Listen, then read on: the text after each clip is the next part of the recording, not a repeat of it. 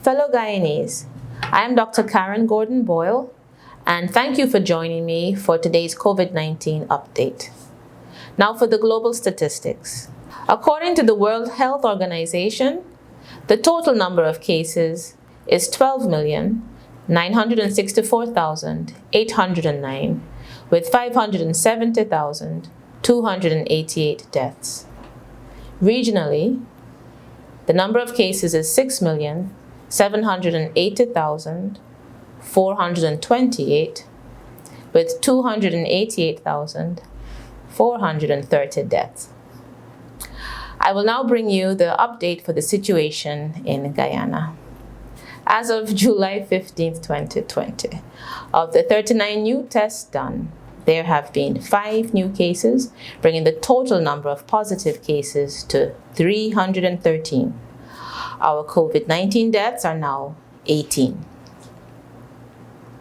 We are happy to report that roughly 50% of all cases have recovered, 156 persons so far.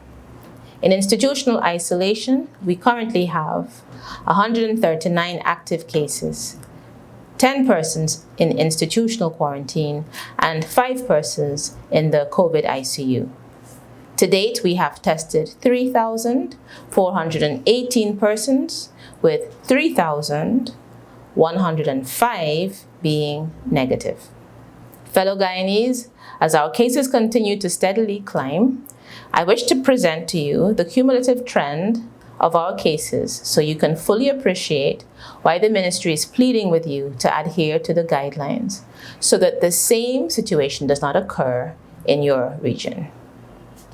On your screen, there is a graph displaying the cumulative COVID-19 positive cases reported in regions 1, 4, and 7 during the period 11th of March 2020, when Guyana reported its index case and death, to July 12th, 2020. The red line indicates the trend of cases in Region 4, where the population density is the highest. Over this 4-month period, cases climbed steadily, 100 cases for March to May 2020, with successful flattening of the curve during the month of June, with just 4 cases, only to start climbing again with 12 cases up to July 12, 2020. The blue line represents Region 1. You will notice that the first reported case occurred on April 7, 2020, and remained this way until May 19, 2020. Thereafter, please note the relative slow rise until 15th of June, the 11 cases, after which the steep incline, where some 80 cases have been recorded from June 15th to July 12th. The situation in Region 7 shows a steady increase in reported cases since its index on May 13th, and in the space of 2 months has seen some 44 new cases.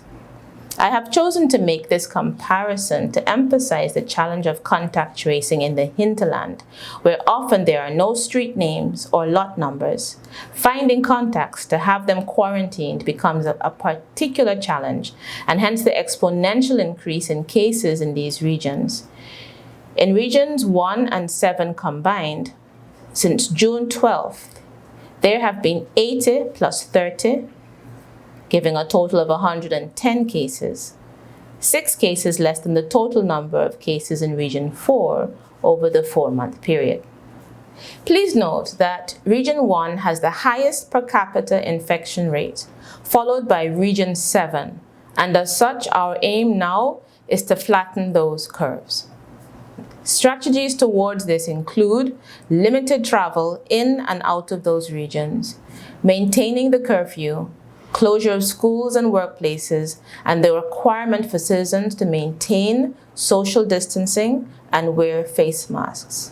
Additionally, we need to heighten vigilance concerning undocumented migrants from Brazil and Venezuela who may not have been quarantined. Please note that any such persons need to be reported to the relevant authorities. The Ministry of Public Health wishes to encourage our children, particularly those writing exams, to remember the 4 most critical things for your safety. Always wear your face mask. Interact with your teachers and colleagues from a distance of at least 6 feet apart. Wash or sanitize your hands as often as possible. Remember to move off and not congregate once the exam is over. A number of our children have been reportedly affected by COVID-19. According to the stats from March 11th to July 12, 2020, in the 0 to 5 age group, 11 children, representing 3.9% of all cases, have had the disease. 6 to 10 age group, 8 persons, representing 2.8%, and in the 11 to 15 age group, 12 persons, representing 4.2%. A total of 31 children, representing 10% of all cases. Parents, we need to remind you to do your part and protect your children. Make sure when you are sending them to the market that they have all the required things. Masks, sanitizer. Encourage your children to comply with the guidelines so that they are not infected. Note, the highest rate of infection is in the 21 to 60 age group, representing 70% of all infections. This is the very age group most likely to be out and about and therefore at increased risk for exposure to COVID-19. Fellow Guyanese, I challenge all of us to act responsibly. Staying safe is of utmost importance. This will help us to see a decline in our numbers. So stay home and stay safe. Thank you.